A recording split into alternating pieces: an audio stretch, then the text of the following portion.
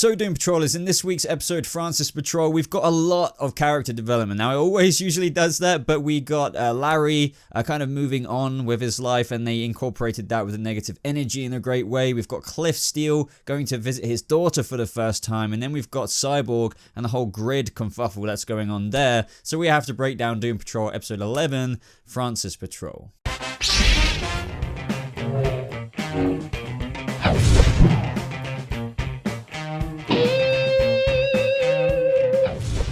What is up, Doom Patrollers? Welcome to a brand new Doom Patrol review of episode 11, Francis Patrol. As you just heard from the intro, this episode I very much so enjoyed. As always, you could probably compile each review I've done and said, oh, I really enjoyed it. It's a very interesting episode. But seriously, I really enjoyed this one. It definitely was outside what we've got recently, but this was accelerating everyone's stories forward in such a beautiful way. You really, the thing about this show being about a dysfunctional family, but all the characters are are good, really, that nobody's a proper jerk. You sympathize and empathize with every single character.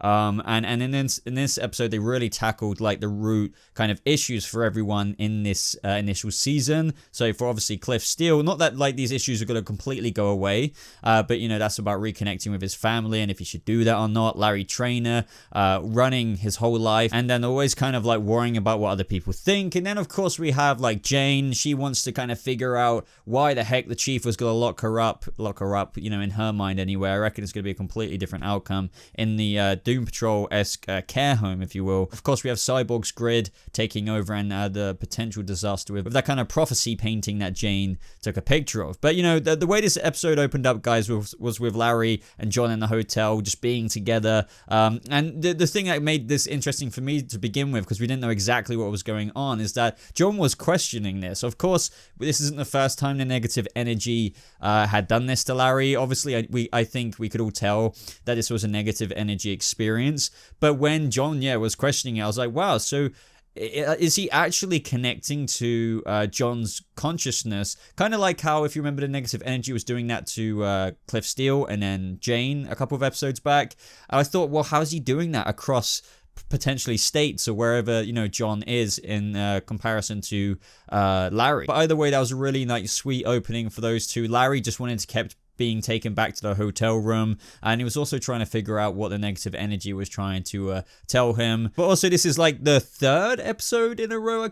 I'm pretty sure that also has taken place, I guess you could say, during Jane Patrol, or just shortly around that area, and that's a really cool concept. But guys, before I go a bit more into depth with the whole character stories of everyone in this episode, and that's kind of what they're focusing on this entire episode, be sure to subscribe to this channel if you are brand new for more Doom Patrol reviews and other comic book nerdy stuff like this. Check out my Avengers Endgame review, by the way, and I'm plugging that here because everyone loves Avengers, and check it out because check it out. And subscribe, like this video if you do go on to enjoy it, because it really seriously does help out the video, and I seriously appreciate it. And also, top of my head, did you guys catch the animal, vegetable, mineral man reference again? I was waiting for one of those because he said it was being reported on TV that he'd rather take a bullet than testify against his dinosaur head. That just made me laugh so much. But we also heard at the same time, this kind of segues into Cliff Steele's story this episode, that Bump had been eaten by the alligator known as Francis, and leaving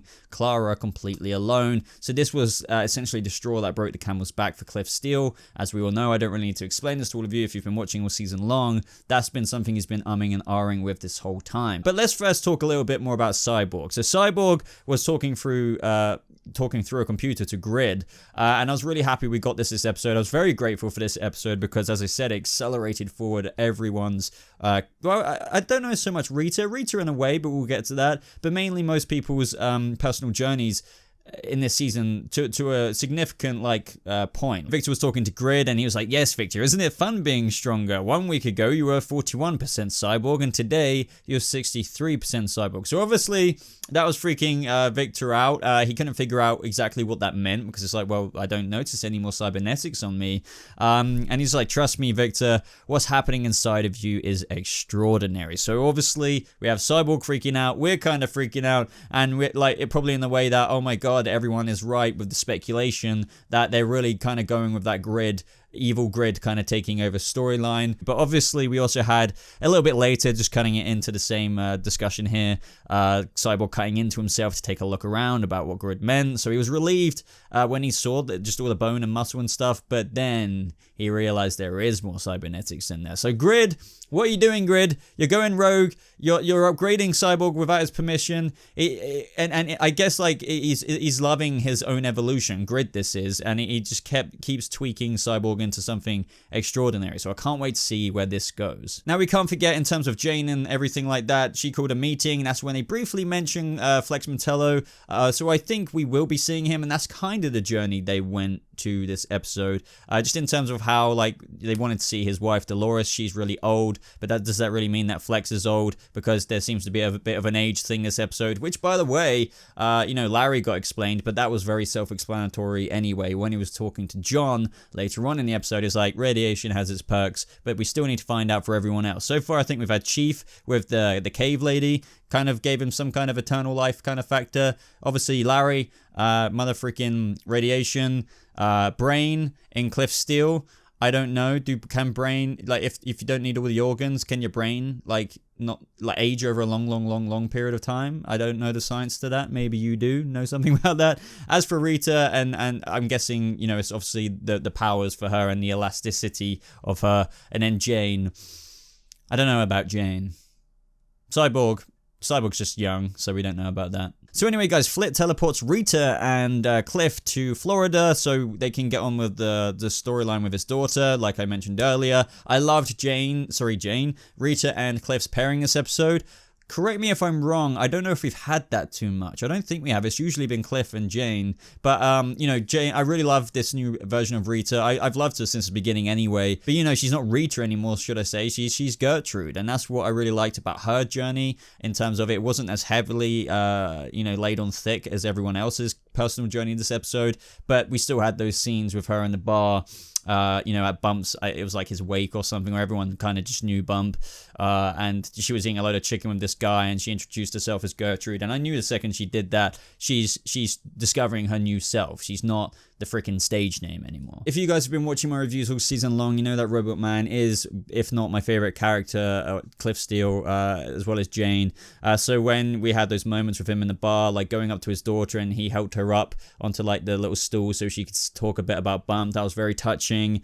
And obviously when she was talking about everything about what Bump did for her and taught her all these things, it's the complete opposite of what I think Cliff thought about Bump raising her, but also what he would want to think. He doesn't want to hear that he was a great dad and that he did everything that I guess Cliff couldn't do, even when he was a human. Well, I was about to say he is still human, but before the accident. And I don't know, it's just really touching. Brendan Fraser, what I love with what they've done there is Robot Man, he's not a human in terms of the face, you can't tell expression. But when he's having those meltdown scenes, like for example when they went to go into the freaking swamps to find the Francis alligator, and then how Rita was just like, just tell Clara exactly what happened, and he's freaking out because he wants to get the watch, because in the speech she mentions how the watch is important, and he's like, oh, but if I do that, then maybe it will be a little bit less weird, me saying I'm your father in the robot show. But that emotion that he can convey through just voice acting, paired with the stunt double, of course, it's just impeccably incredible, because you wouldn't expect to get so connected or get such a performance from somebody in just a blank robotic expressions face or suit. Such amazing stuff they're doing with Doom Patrol, and especially Robot Man, aka Cliff Steele's character. But of course, guys, we had Cliff versus Francis, and holy mother of God, that alligator is huge. I was hoping to see the battle, and I wouldn't put it past Doom Patrol if they actually would have done that, because they do bloody, but they skipped it. Obviously, Cliff brought the watch back to the bar. He was a bit bloodied up. She said she was going to be right with him, and I knew the second she said that he was going to leave the watch there, just because I don't think he could go through with it. Like, it is such a trippy thing, especially after that speech and how she said she was adopted. It doesn't make me think, are they ever going to be like properly reunited? I don't know now. It's possible, but I think if it happens, it might happen incidentally. I don't think it will be Cliff approaching her because I don't think he can go through with it, but I'd love to know your thoughts on that. Now, going back to Larry for a second, what I love about this journey, this episode, is that we got to see John again. He went to go see John, but I should wind back a couple of seconds. When they were in the bar, that was very important because the negative energy, I think, was trying to connect them together as he's doing, but point out to Larry that the issue with him, as pointed out by John, that made it very obvious, is that he's still running away. He wanted to keep going back to the hotel room, and of course he keeps predominantly thinking, oh no, it's because I want us to be alone, but really he's masking that he's still feels like ashamed in his sexuality, I think. He still wants to keep that behind closed doors. He's been running his whole life. Like his last, as they kind of pointed out, his last thing and love, I guess, he's ever had was with John. He's never moved on. And this episode was all about him accepting that, being open with everything, just dropping...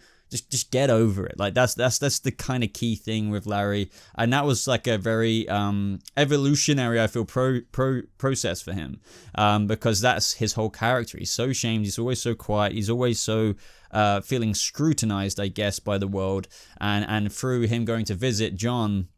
And John, you know, talking, was really cool how he actually did get connected by the negative energy, and like it was just so sweet seeing those two together again. You know how he had to carry him onto the porch. They were talking about old times. Essentially does give Larry his closure, and now he can finally move on from John, because you know the whole season we've been seeing how guilt-ridden he feels about the way everything went down between his wife, between how he sent John away, but between how he self-loathed himself, and this was a big step for him. Now it's not all over. Like obviously he left Larry when he slept. I was thinking like, did he just die for a second? But no, like he said, sleep well, my friend. I don't think that was like an analogy for sleep, rest in peace, sleep well. Plus he left him on the porch. I don't think he's dead. It's just he's an old guy, a mega old guy who's on 50,000 different meds. But the beautiful thing about this as well is that like they kind of merged in the minds again, and they kind of said goodbye. They were like tearing up and just nodding each other, just saying that one final goodbye, because you know John moved on. He had a whole life. He had a husband. Things went on for him. But he also understands it from Larry's perspective that he's had nobody. John was his last person. But it was still nice seeing how much progress he made in one episode. And I just love how this is making his relationship with the negative energy a lot stronger as well. Talking about pairings, I feel like we haven't got so much of like, you know, Cliff and Rita, or Gertrude, if you will. And now we've also got Cyborg and Jane. Now I really like how they drew the similarities between these two characters, and how Cyborg confides in Jane saying, you know, he has no control about grid anymore and he's turned it off, and Jane understands that because she has no control of the danger of what any of her personalities can bring out, like quite literally. So she gets Cyborg, and that was actually like, oh yeah, that's a really cool character pairing if everyone's going off in twos this episode. So you know, he's obviously worried about the painting happening, the machine taking over. Jane tries to put it off as some Mr. Nobody BS, but it is, I think, a low-key real thing that's kind of happening. This leads up to the next episode where the Bureau of Normalcy takes Cyborg when they go to visit Dolores, and I still think that we'll get an explanation of Flex Mentello very soon, but you know, that's where we got Darren Jones talking to Cyborg in the same place I believe Larry was tortured at, so I guess there's going to be a rescue mission next week. I still have yet to see the trailer, to be honest, so I don't know exactly what's going on in that. But either way, guys, this was a fantastic episode. Obviously, Doom Patrol do things differently kind of somewhat every episode, whilst maintaining very important consistencies like character development that they absolutely excel at. But this episode was, as I said, it was very heavily focused on that in a beautiful way for each character, reaching a very good checkpoint in their story. So I'd love to know your thoughts, guys, down in the comments below about Francis Patrol. Did you enjoy it? What was your favorite part? Do you agree with anything I said? Do you disagree? Or just expand on what I said? But like the video, guys, if you did enjoy it. Subscribe if you are brand new for more Doom Patrol videos just like this. Definitely, if you have Discord, join my Discord so you can talk about the DC universe, whether it's Titans, Swamp Thing, anything like that, Doom Patrol, obviously. But thank you so much for watching, guys. Hope you have a lovely rest of your day, and I'll see you in the next video. Goodbye.